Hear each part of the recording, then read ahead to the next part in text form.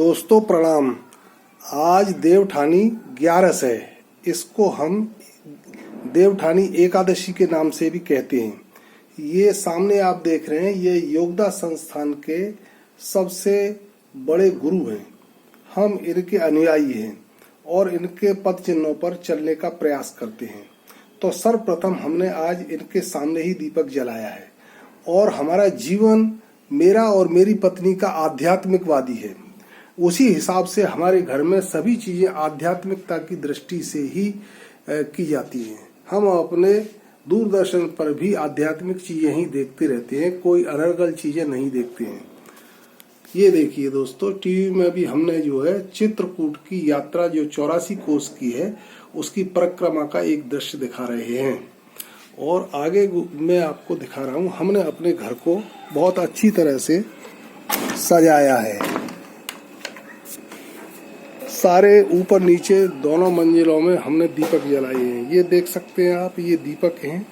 ये सारे दीपकों से घर जगमगा गया है और हमने लाइटिंग की व्यवस्था करी है, जो सारे मकान पर लाइटिंग हो रही है। ये हमारे आध्यात्मिक पौधे हैं। इसमें ये तुलसी का पौधा है। आज के दिन तुलसी का शालिग्राम के साथ में विवाह संपन्न होता है, इसलिए इनका बहुत ही अच्छा महत्व है। मेरी पत्नी ने इनको चादर ओढ़ाई है और मैंने इनके गमलों को पेंट किया है। इनका हम आदर भाव से बहुत ही सेवन पूजन करते हैं और इनका आध्यात्मिक, आध्यात्मिक और आध भौतिक दृष्टि से तीनों प्रकार से तुलसी का बहुत महत्व है। अगर हम आध भौतिक दृष्टि से इसका महत्व समझें तो ये एक औषधीय पौधा है और इसके सेवन से बहुत सारे रोग नष्ट हो जाते हैं और आदमी का मन शांत होकर परमात्मा में लगने के कगार पर पहुंच जाता है। और इसी तरह से ये देखिए बड़ का वृक्ष है। इस बड़ के वृक्ष की ये विशेषता है कि इसके नीचे ध्यान करने से या इसमें जल सिंचन करने से इसमें से आध्यात्मिक तरंगें उत्पन्न होती हैं जो हमारे जीवन को दीर्घायु प्रदान करती है। और इसका ये एक पीपल का पौधा है जो करीब 15 वर्ष पुराना है, लेकिन चूंकि गमले में लगा हुआ है इसलिए इसका ज्यादा विकास नहीं हो पाया है और समय समय पर हम इसकी कटाई छटाई भी करते रहते हैं। इसी प्रकार से ये बड़ का पौधा भी जो है करीब 15 वर्ष पुराना है। हम इसको भी काटते छाटते रहते हैं और समय पर और त्योहार पर्वों पर इसकी सेवा पूजा करते रहते हैं। रामचरितमानस में भी इन दोनों पौधों का बहुत ही बड़ा अच्छा विश्लेषण दिया है। जब कागभूषण जी ने गरुड़ भगवान को उपदेश दिया है तो उन्होंने यही कहा है कि पीपर तर तर ध्यान सो धरई, जग जाक जाप पाकर तर करई।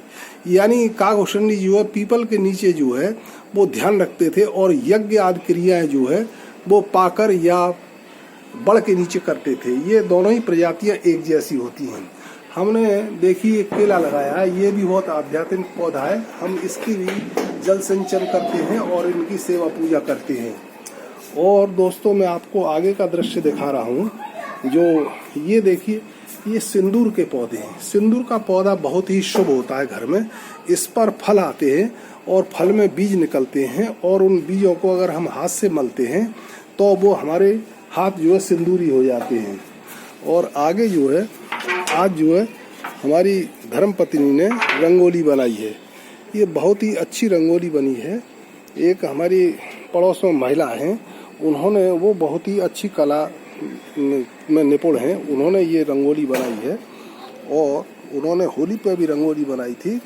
वो गृह कार्य में बहुत ही दक्ष है और जो है उसकी देखिए आप हस्तकला कितनी अच्छी है।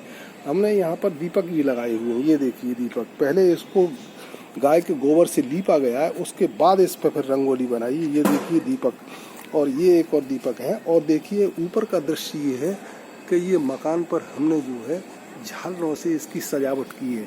यानी कहने का तात्पर्य है कि परमात्मा के कार्य में आप किसी भी तरह से उनकी सेवा करते हैं तो वो भी एक भक्ति का ही रूप धारण कर लेता है।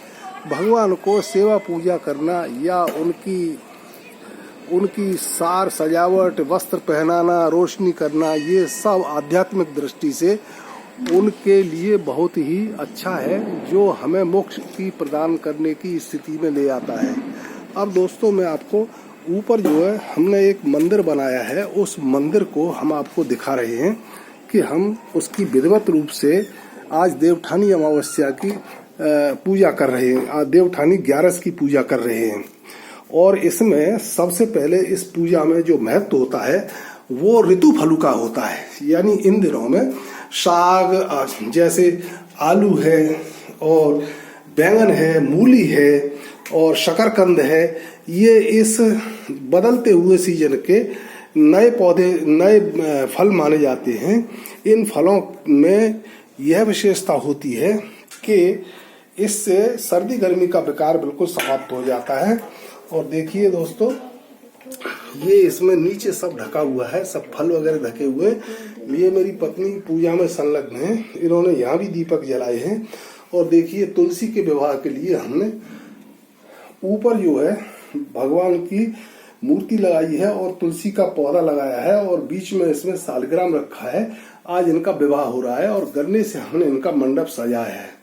ये हमारा जो है बहुत ही अच्छा मंदिर है जो केवल सेवा पूजा के लिए रहता है। इसमें मंदिर में हमने विभिन्न प्रकार की देवी देवताओं की तस्वीरें लगा रखी हैं। और देखिए इधर मैं आपको दिखाता हूँ, ये मेरी माता हैं कृपा देवी, जो बहुत ही आध्यात्मिकवादी थी और दीर्घायु जीवन जीने के बाद में स्वर्गलोक इन्होंने सिधारा है। ये मेरे पिताश्री हैं और इन्होंने भी बहुत दीर्घायु जीवन जिया और बहुत ही कर्मठ थे। हमारी माँ के, हम अपनी माँ के 6 भाई बहन थे। उन्होंने सबने पुराने समय में हमारा बड़े अच्छे तरीके से लालन पालन किया। उस समय पर हाथ से आटा पीसती थी और जो है 2 भैंसों का काम करती थी, उसका दूध दुहना, दूध को जमाना, घी निकालना, दिन भर वो काम में लगी रहती थी और बड़ी संतोषी और शांत स्वभाव की हमारी माता थी। ये हमारी माँ भगवती देवी हैं, आचार्य श्री राम शर्मा की पत्नी। ये देखिए मैंने सुंदरकांड, ये मैंने एक राम दरबार बनवाया है। जहाँ कहीं भी सुंदरकांड होता है ये वहाँ राम दरबार लगाया जाता है। ये हमारे गुरु हैं पंडित श्री राम शर्मा आचार्य, इन्होंने करीब 3500 ग्रंथों की रचना की है जो एक से एक हैं। इसमें बहुत सारे ऐसे ग्रंथ हैं जो हमारे जीवन को पलट देते हैं। ये हमने एक हवन कुंड बनवाया है और मेरा शौक है कि हवन कुंड में जहाँ कहीं भी हवन होता है वो हम यज्ञ इसी हवन से करते हैं। और एक हवन कुंड ये भी है, ये 2 हवन कुंड है हमारे पास। ये देखिए, ये मैंने अपने हाथ से इसमें पेंट किया है। ब्रह्मा विष्णु महेश की लाल, सफेद और काला, यानी ब्रह्मा जी का सफेद और विष्णु जी का लाल और रुद्र जी का काला, ये त्रिपाद जो हमने हवन कुंड बनाया है, इसका भी बहुत महत्व है। और समय समय पर हम जो है इसकी यज्ञ में काम लेते रहते हैं। ये मैंने अपने हाथ से एक ओम का शुक्ल यजुर्वेद की सहायता में से मंत्र निकाल करके उसका अर्थ लिखा है, जो हर समय पढ़ने में आनंद आता है।